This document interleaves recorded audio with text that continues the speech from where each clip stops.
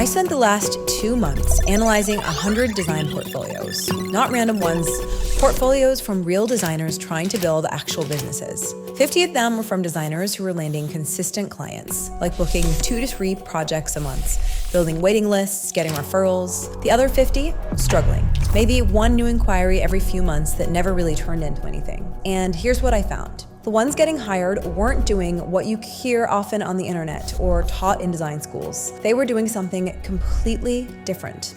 There were exactly 3 patterns that showed up in every single portfolio that consistently landed clients. And I'm gonna be honest, none of them are what you'd expect. Most designers are following advice that's actually making them invisible. They're competing on the wrong criteria entirely. I'm Amelia Fenmore, and if you're building a design portfolio, or if you already have one that's not getting you hired, what I'm about to show you is going to change everything. Okay, so let me tell you what pretty much everything out there teaches you to do. They say show 5 to 7 high-quality projects, get professional photography, display your design process, mood boards, sketches, technical drawings, the whole thing. Demonstrate variety and range so clients can know how you handle different styles. Tell compelling stories about each project. Make it visually beautiful. Sound familiar?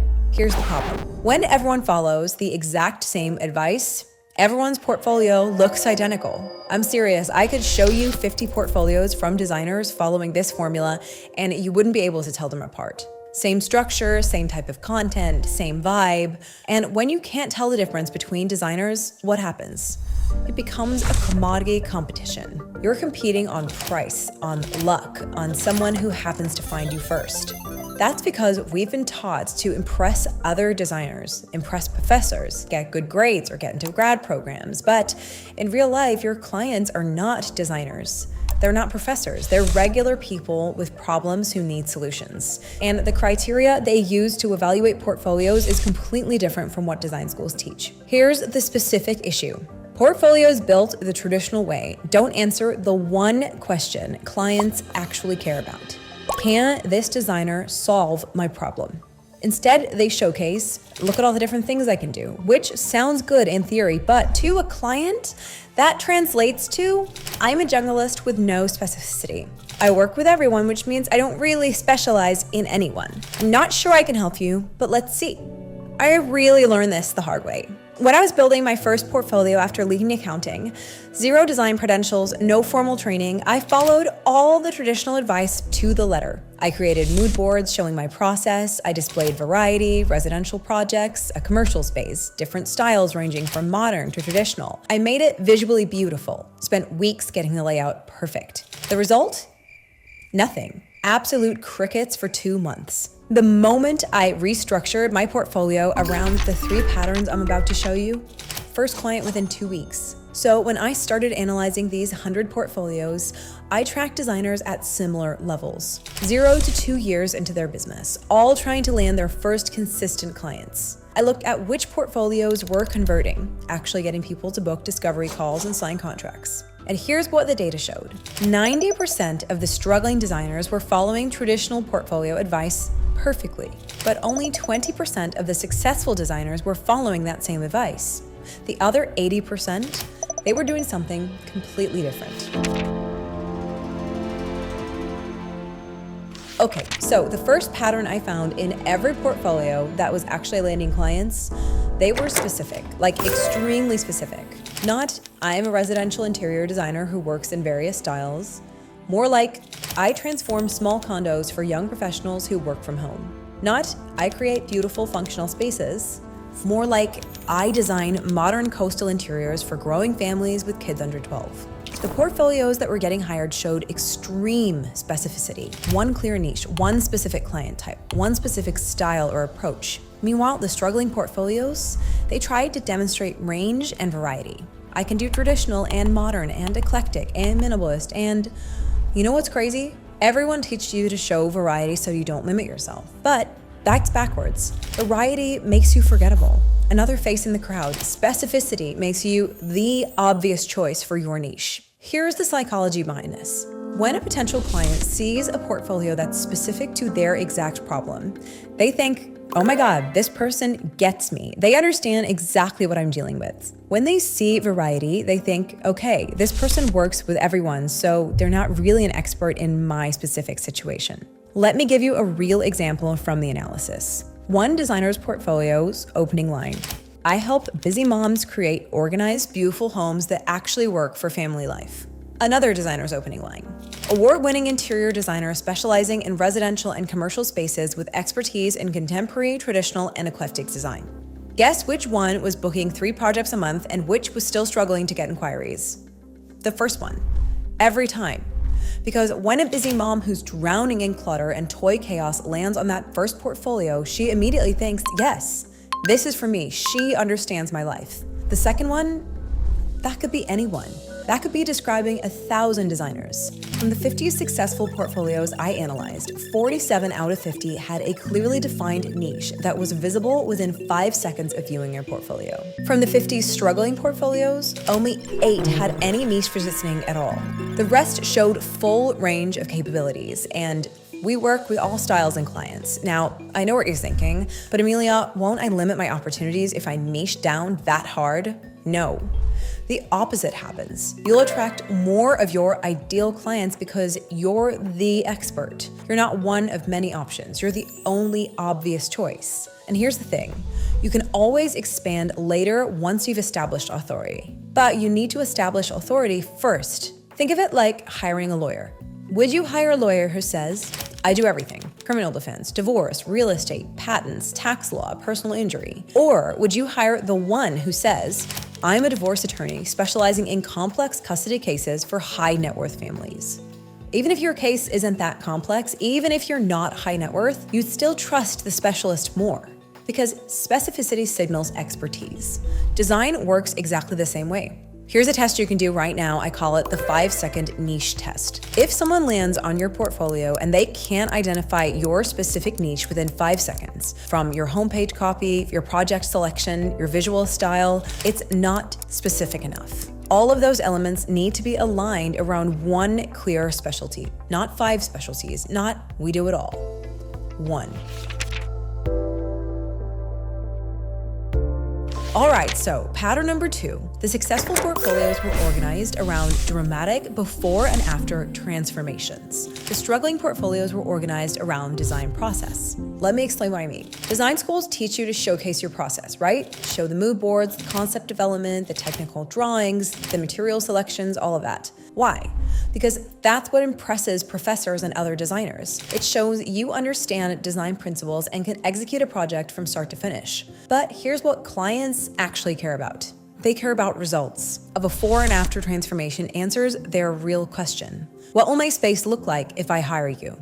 Process work answers a different question. How skilled is this designer? And yeah, the second question matters, but it's not what closes the deal. Results close the deal. From the 50 successful portfolios, 45 out of 50 featured prominent before and after comparisons as the primary showcase. From the struggling portfolios, only 12 included before and afters at all. And most of them buried those befores at the bottom of the page. The struggling portfolios instead led with mood boards, 32 out of 50.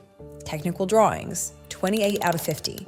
Long explanations of their process and decision-making. Beautiful stuff, impressive to other designers, but it doesn't convert clients. Let me tell you about one designer I found during this analysis.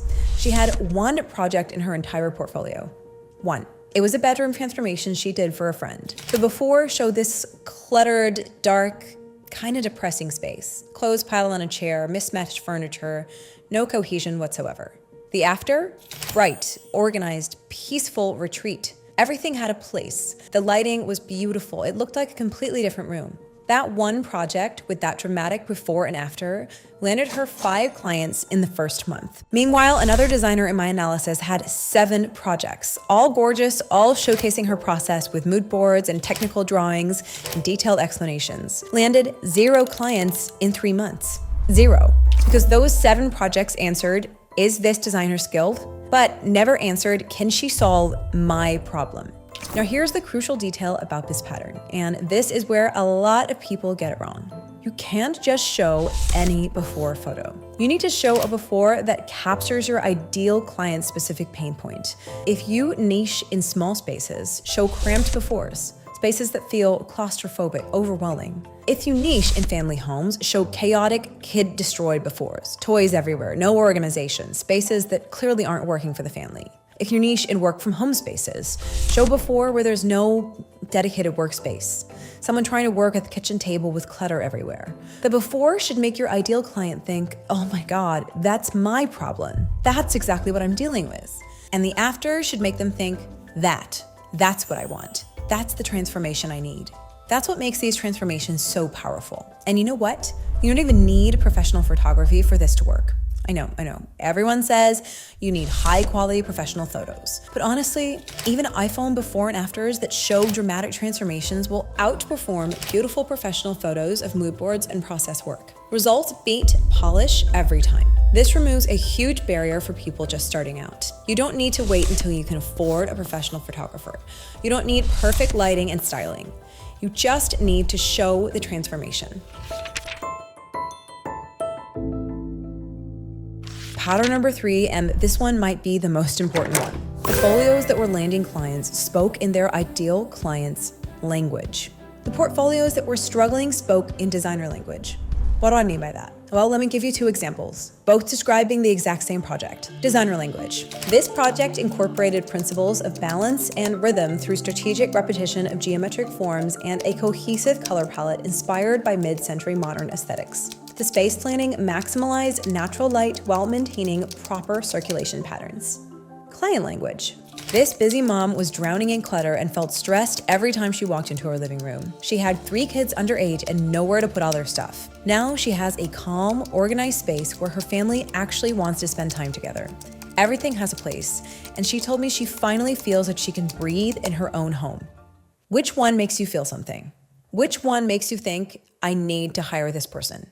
The second one, every time, because clients don't think in design terms. They think in feelings and problems. They're not thinking, I need better spatial planning and improved circulation patterns. They're thinking, my house feels small and dark and I hate being in it. They're thinking, I'm embarrassed to have people over because my place is a mess. They're thinking, I work from home and my space is making me miserable. When your portfolio speaks their language, the language of problems and feelings and desires, they feel understood. When it speaks designer language, they feel like you're trying to show off, like you're trying to impress other designers, not connect with them. I analyzed the portfolio copy of all 100 portfolios in my study. The successful ones averaged 73% client-focused language, problems, feelings, results, and 27% design-focused language, technical terms, aesthetics, principles. The struggling ones completely slipped. 82% design-focused language, only 18% client-focused. The correlation was undeniable.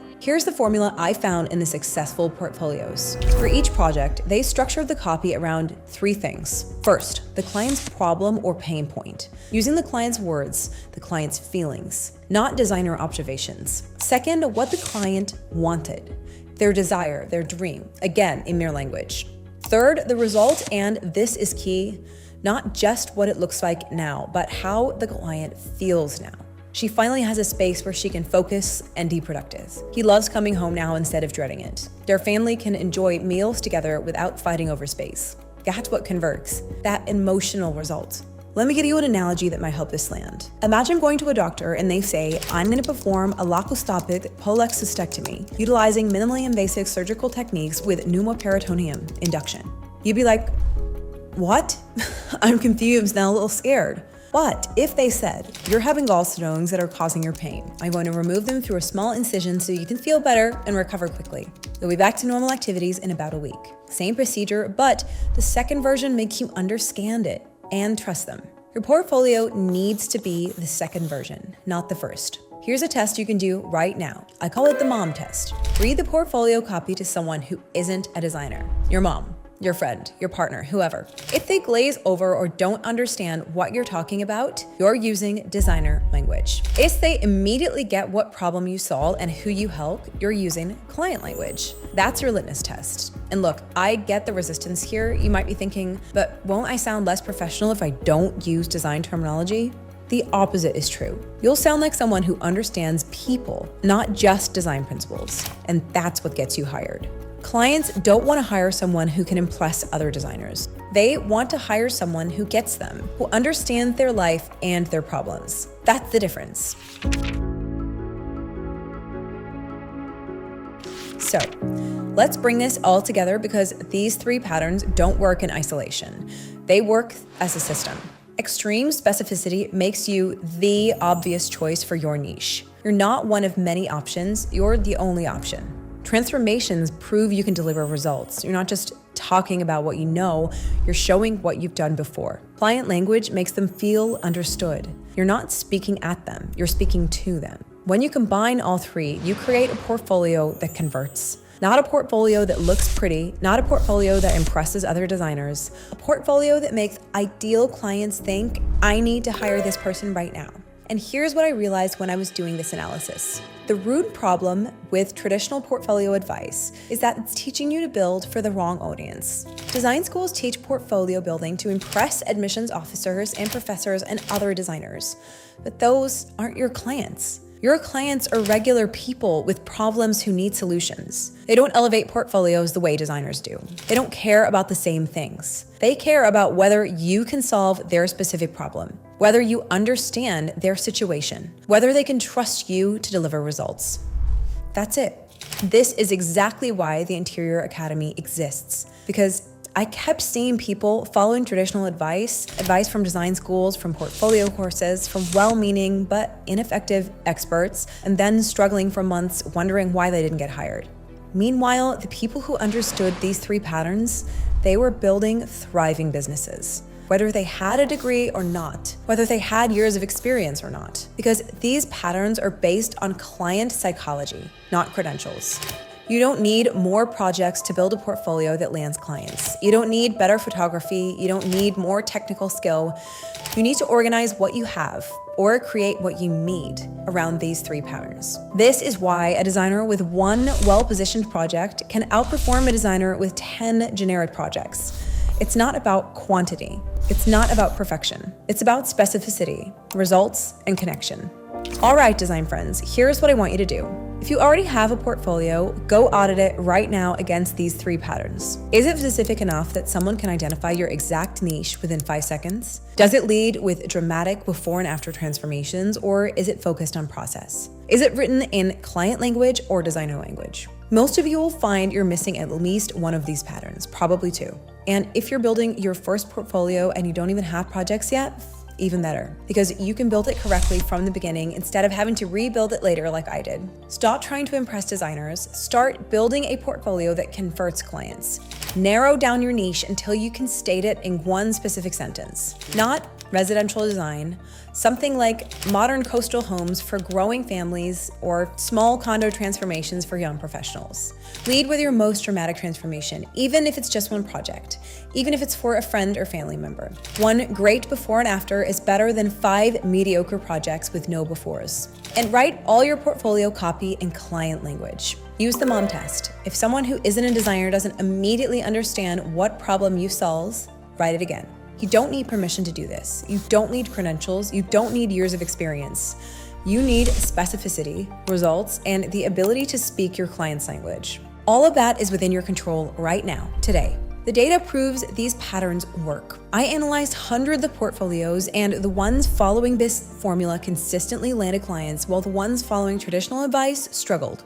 Now, you know exactly what to do. So, tell me in the comments, which of these 3 patterns is your portfolio missing? Are you too broad instead of specific? Are you showing process instead of transformations? Are you using designer language instead of client language? Drop a comment and let me know. And if you want to learn the complete system for building a design business that lands clients predictably, not just portfolio, but positioning, marketing, selling, everything, check out the link in the description to learn more about the Interior Academy. This formula works. The 3-pattern formula. Pattern number 1, extreme specificity. Pattern number 2, transformations over process. Pattern number 3, client language over designer language. Go implement them. I'll see you in the next one, design friends.